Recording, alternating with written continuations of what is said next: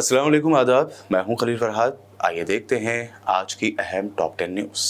Hamas کے خلاف جنگ میں اسرائیلی فورسز کس قدر گھبرائی ہوئی ہے اور خوف زدہ ہے، اس بات کا اندازہ اس سے لگایا جا سکتا ہے کہ اس نے گھبراہٹ کا شکار ہو کر اپنے ہی اہلکاروں کو گولے داغ کر ہلاک کر دیا۔ اسرائیلی فوج کی غزہ میں لانگ ٹرم قیام اور حکمرانی پر وزیر اعظم نیتن یاہو اور وزیر دفاع یوآو گلنٹ کے درمیان شدید اختلافات سامنے آ گئے ہیں۔ ذرائع کے مطابق اسرائیلی وزیر دفاع یوآو گلنٹ نے کہا ہے کہ ہمیں غزہ میں حماس کی حکمرانی کو بڑی فوجی کارروائی کے ذریعے خاتمہ کرنا چاہیے اور حماس کی جگہ کسی دوسری حکومت کے قیام کی کوششیں کرنا چاہیے۔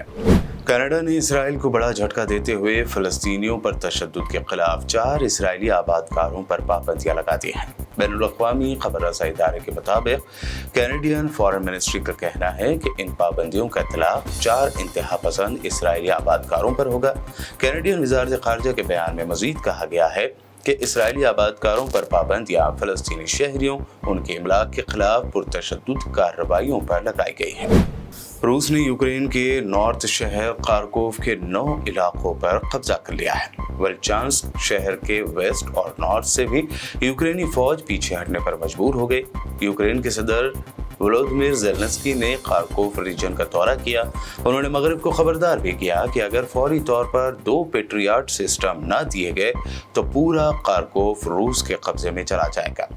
افغانستان میں شدید سیلاب سے سینکڑوں افراد ہلاک اور ہزاروں بے گھر ہو گئے ہیں۔ اس تباہی کے بعد ہزاروں افراد کو انسانی امداد کی ضرورت ہے۔ افغانستان میں انسانی ہنگامی صورتحال کے پیش نظر سیلاب سے کم از کم 300 افراد ہلاک ہو چکے ہیں۔ اقوام متحدہ کی agency International Organization for Migration کی رپورٹ کے مطابق بدخشاں، غور، بغلان اور ہرات کے تمام صوبوں میں شدید سیلاب کی تباہ کاریوں سے تقریباً 2000 سے زائد گھر بھی تباہ ہوئے ہیں۔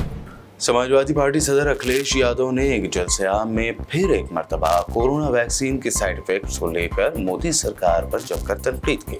انہوں نے کہا عام لوگوں کو پکڑ کر یہ ویکسین لگوائی گئی اور اب جب ویکسین کے سائیڈ ایفیکٹس آنا شروع ہوئے ہیں تو اس پر خاموش بنے بیٹھے ہیں۔ عام انتخابات 2024 کے درمیان مہاراشٹر کے سابق سی ایم اور شیو سینا UBD کے سربراہ ادھو ٹھاکرے نے بڑا دعویٰ کیا ہے۔ انہوں نے امید ظاہر کی ہے کہ مہاراشٹر میں انڈیا الائنس کی چاندی ہوگی۔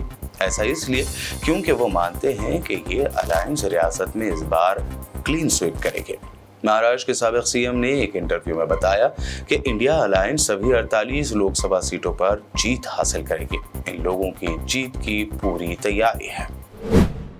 کانگریس جنرل سیکریٹری پرینکا گاندھی نے رائے بریلی میں ایک جلسے سے خطاب کرتے ہوئے کہا کہ پی ایم مودی میں اتنی بھی ہمت نہیں ہے کہ وہ الیکشن کے وقت عوام کے سامنے آئے جو پبلک ایشو پر بات کریں، لیکن وہ اس کے بجائے کانگریس پر الزامات لگانے لگتے ہیں۔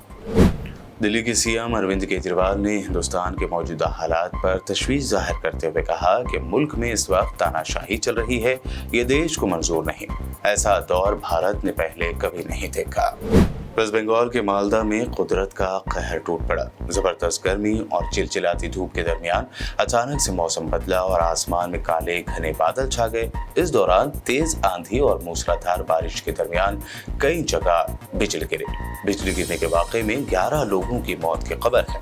مہلوکین میں کئی نابالغ بھی بتائے گئے ہیں جو بارش کے درمیان آم چننے کے لیے باغوں میں پہنچے تھے۔ اس واقعے پر گہرے دکھ کا اظہار کرتے ہوئے ویسٹ بنگال کے سی ایم ممتا بنرجی نے ایکس پر لکھا، میں مہلوکین کے افراد خاندان کے ساتھ تعزیت کا اظہار کرتی ہوں اور دعا کرتی ہوں کہ جو زخمی ہیں وہ جلد صحت یاب ہو جائیں۔ تو یہ تھی اب تک کی اہم ٹاپ 10 نیوز۔ ملتے ہیں جلد، دیکھتے رہیے BBN channel. Jamiat al-Muflihat and Falah group of schools are now accepting admissions for 2024-25 academic year with branches in Kottapet, Balapur, Sharif Nagar and Kishanbagh. We offer exclusive education for boys and girls separately along with day-cum residential facilities. From nursery to grade 10, we provide both English medium and Urdu medium education with Islamic studies, Nazira, Hifz, Diniyat and Alimiyat, Fazilat and Tadrib also. Don't miss out on securing the best education for your child, both in this world and the hereafter. Enroll now to guarantee your child's seat and avoid last-minute rush as the seats are limited.